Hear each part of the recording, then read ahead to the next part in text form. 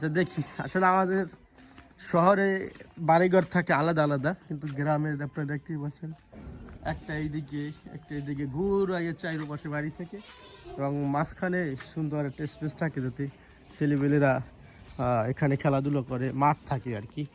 তারপরে অনেকে কাপড় চোপড় রোদ দেয় ধোয়ার পরে।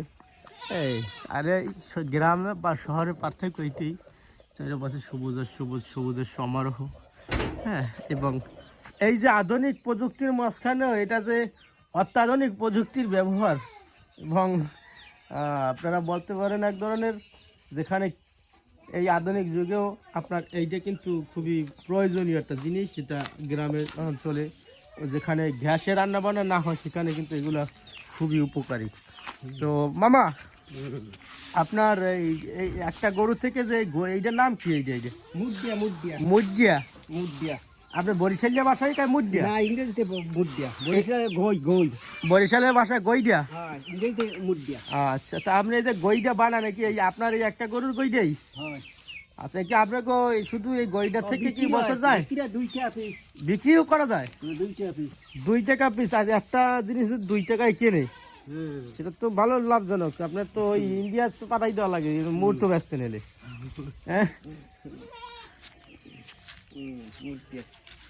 আপনি ইরাকে ছিলেন না? ইরাকে ছিলেন কত বছর? 9 মাস। তাহলে 9 মাসে আপনার কি ইরাকের কাজ কামের সম্বন্ধে একটু ধারণা দেবেন মানুষকে? অনেক তো আপনি ইরাক থেকে আইসে আপনি গরুর গইডা এবং গরু পালন করতেছেন গ্রামে, এখন কি মনে হয় আপনার? এইটা ভালো না ইরাকের জীবন ভালো ছিল?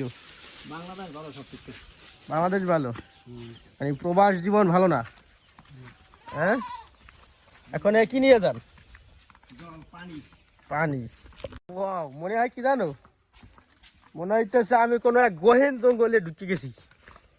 আর এই জঙ্গলের কাজ করা লোকজন দেখতেই পাচ্ছেন আপনারা। এখন মালয়েশিয়া এখনো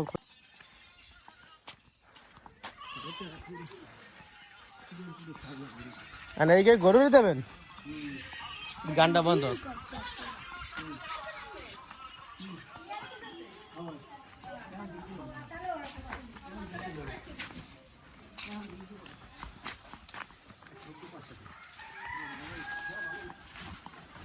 গরু কয়টা?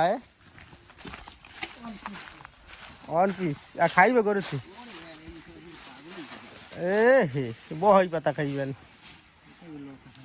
এই খাওয়াইলে কি গরুর কি কি সুবিধা হইতে পারে? রোগ আছে ওর? গরুটা বিয়ে হইবে কবে? 10 দিনের মধ্যে। ভালো মাইয়া হবে। হ্যাঁ, বুঝতে লাগছেন, খায়ও তো সেই। এই একটা গরু পালতে আপনি যে এতক্ষণ যাইয়া প্রায় অনেক দূর যাইয়া এই জিনিসটা আনলেন, হ্যাঁ, আর একটা গরু পাইলে আমি লাভ না লস, এটা কেমন হিসাব করেন? লস কেমনে কি? সেটা তো লস না, সেটা তো লাভ হইবে। হইলে তবে লস করেন। গরু কি আপনার নিজের? বর্গা পালেন? বর্গারে কি কয়? রাহালি। আচ্ছা, গরু একটা বর্গা পাইলে তো লাভ নাই, নাইলে তো 5-7টা পালতে হয়।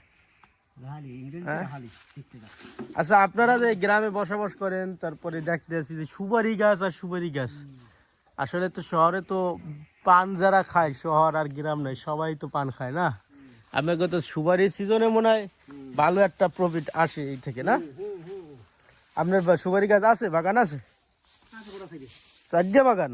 4টে গাছ না 4টে বাগান? 4টে গাছ হয় কেমন? লাখ লাখ গাছ আছে বাগানে, আপনার 4টে হয় কেমন?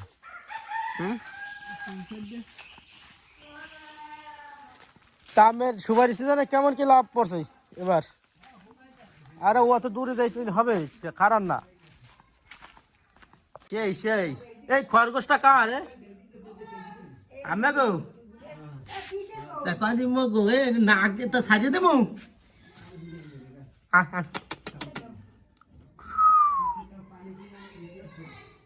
ওরে খরগোশ, যাক ভালো স্বপ্ন বাঁচলো, খরগোশও পালে এরা।